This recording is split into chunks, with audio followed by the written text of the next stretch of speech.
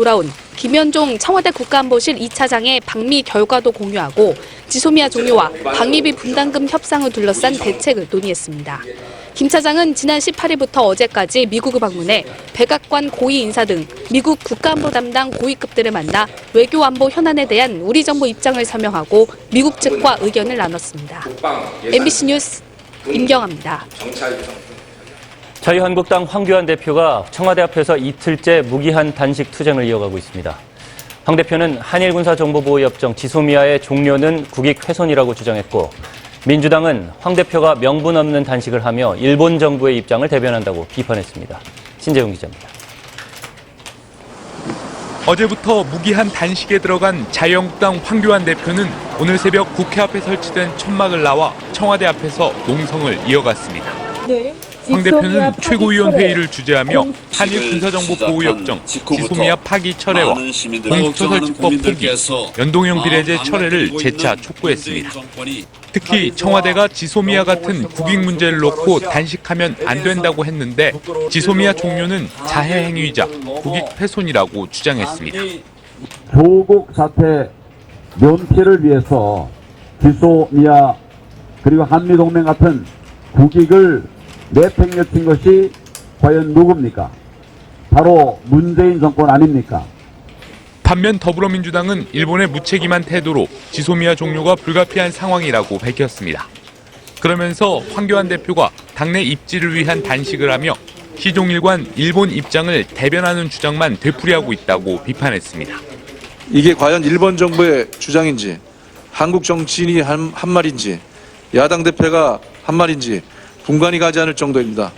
패스트트랙과 관련해선 한국당이 계속해서 법안 처리를 방해한다면 국민들의 명령과 법 절차에 따라 공수처법과 선거법 개정안 처리에 나서겠다고 한국당을 압박했습니다. MBC 뉴스 신재용입니다. 철도 파업 이틀째인 오늘 수도권 전철과 KTX 등 열차가 감축 운행되고 있습니다.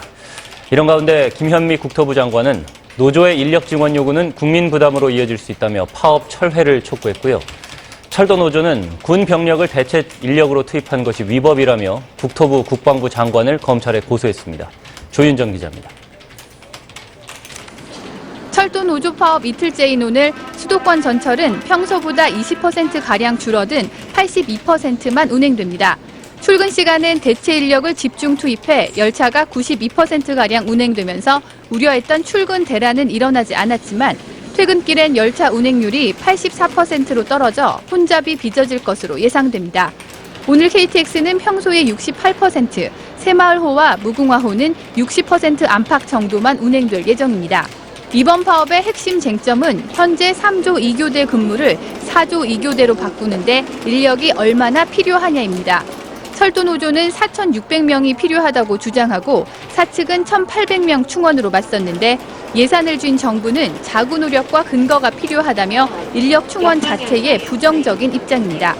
김현미 국토부 장관은 오늘 오전 비상수송 현장을 점검하는 자리에서 인력을 4천여 명 증원하는 건 운임 인상 등 국민 부담으로 이어질 수 있다며 노사 교섭 체계와 노조의 파업 철회를 촉구했습니다. 철도노조는 파업의 군병력을 대체 인력으로 투입한 것이 위법하다며 국토부 장관과 국방부 장관을 직권남용 혐의로 검찰에 고발하고 국방부를 상대로는 손해배상 청구 소송도 제기했습니다. 노조는 오늘 오후 청와대와 국회 앞에서 집회를 열 예정입니다. MBC 뉴스 조윤정입니다.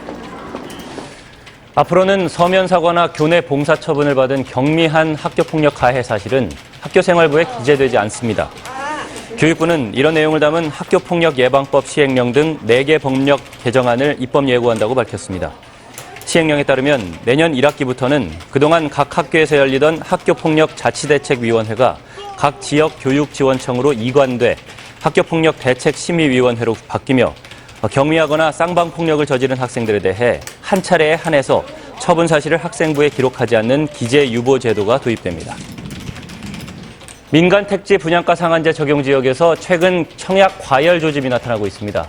KB부동산 리브온에 따르면 상한제 적용 지역에서 지난달 입주자 모집 공고를 낸 분양단지의 청약 당첨 평균 가점은 68.5점에 달했고 서초구 잠원동 반포 우성아파트를 재건축하는 르엘 신반포 센트럴의 경우 평균 당첨 가점이 70점을 넘었습니다. 재개발, 재건축, 도시정비 사업을 통해 새 아파트 공급이 이루어지는 서울은 상한제 유예 기간 이후 신규 공급이 급감할 것이라는 우려가 작용한 것으로 분석됩니다. 조국 전 법무부 장관이 오늘 오전 두 번째로 검찰에 출석해 조사를 받고 있습니다. 조 전 장관은 지난주 조사 때와 마찬가지로 진술 거부권을 행사하고 있는 것으로 전해졌습니다. 손영 기자입니다. 서울중앙지검 반부패 수사 2부는